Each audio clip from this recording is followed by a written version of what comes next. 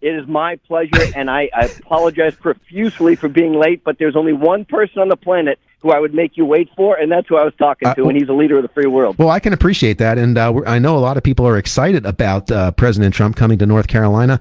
Where is he right now, and when is he expected to be in Wilmington? Is he there now?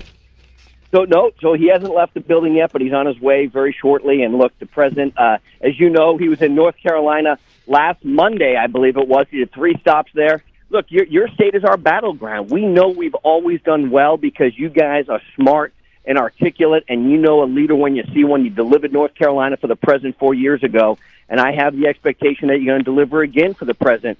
But we've got to make sure that we're not just having the president elected. We've got to have our team in place, which means we've got to have a governor there that helps us, who understands what the president's priorities are. We have to make sure that we've got a U.S. senator there who understands what the president's priorities are, and we've got to send him back to Washington. So this president is all in the state of North Carolina. He was there last week. He's there again this week. And we're going to be there very often. Yeah, now people are excited about that. They were a little disappointed that the governor put the clamp down on the convention, though we did have delegates here in Charlotte for the business end of the convention. But nonetheless, Corey, how would you gauge the bounce after the RNC? It was very well produced. It was. And look, here's the contrast. Okay, there's only been 3 candidates in modern history, and I say modern history going back to 1960, that they did not get a bounce coming out of their convention. One was John Kerry. By the way, he lost, okay? One was John McCain, I believe. By the way, he lost. And one was Joe Biden. And by the way, he's going to lose. And so when you go back and you look at this, you have to get a bounce coming out of your convention. Joe Biden's convention was flat. It was miserable. It was the worst that America had to offer. It was doom and gloom.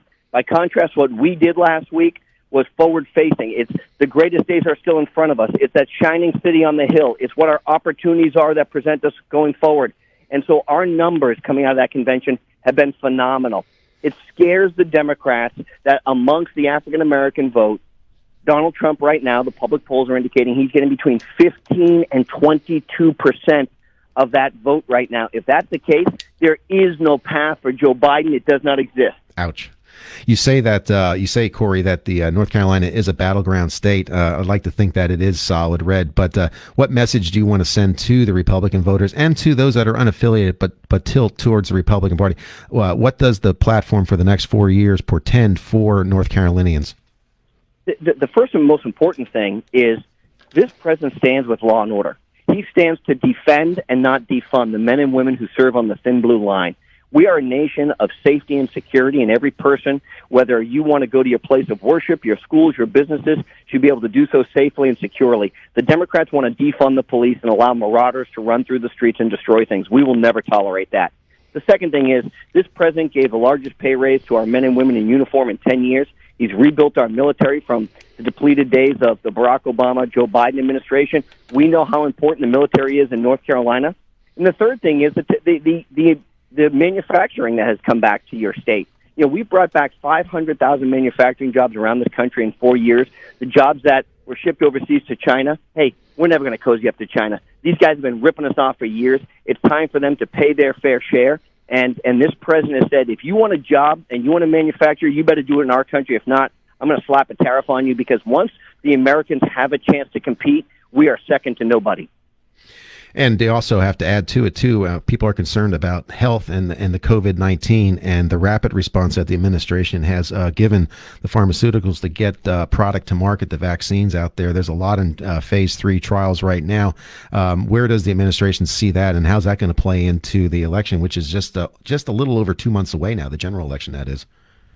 Yeah, our election is 8 weeks and 6 days away. Unfortunately, North Carolina, it's much sooner because you guys send your ballots out very, very soon. Yeah. And so, look, as it relates to the COVID-19 pandemic, remember, when Donald Trump banned flights coming in from mainland China, unless you were an American citizen, he was called a xenophobic, a racist, a misogynist, and everything that was wrong with that. When Donald Trump says that this was the Wuhan Chinese virus, again, he was assailed for that. And so here's what he's done.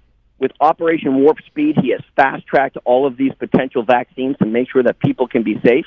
But what we cannot do, we cannot allow a foreign country to dictate what we do. And this Chinese virus, and don't kid yourself, it's exactly what it has been, has allowed the greatest country in the world to almost come to her knees.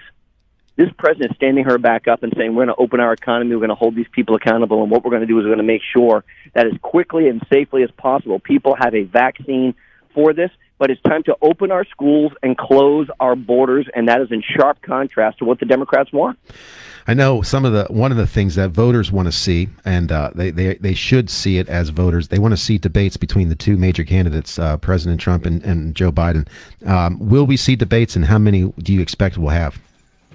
Well, look, we've asked for an additional debate, which is very rare for the incumbent president to ask for. We've asked for the Presidential Debate Commission, which, by the way, is a bunch of hacks, a bunch of never-Trumpers who work on that thing, okay? We said, hey, why don't you guys sponsor another debate? Why don't you have the fourth debate? Why don't you move the debate up closer to Labor Day to coincide with when all of these states are sending out their ballots? Mm-hmm. Because the way it works right now is on September 29th, is when the first debate is scheduled. By that point, tens of millions of ballots could have been cast. Sure. And I think Joe Biden is going to want to get out of the first debate and only participate in what is the second and third debate. That would be the middle to end of October.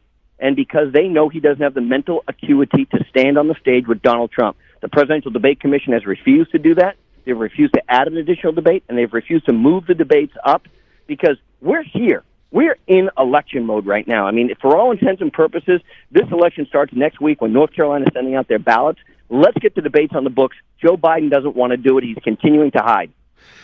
Corey Lewandowski, are you with the Trump campaign or RNC?